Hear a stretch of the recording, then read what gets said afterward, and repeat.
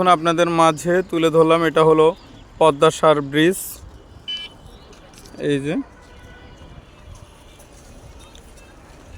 এটা হলো একটা প্রাকৃতিক দৃশ্য, এখানে অনেকে আসে বিনোদনের জন্য। আপনাদেরকে একটি সুন্দর প্রাকৃতিক দৃশ্য উপহার দিলাম, আপনারা দেখেন।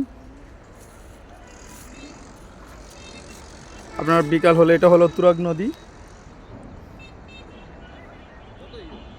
আর ওই পাশের রাস্তাটা হলো কামালপাড়া রাস্তা, কামালপাড়া বেরিবাদ বলে।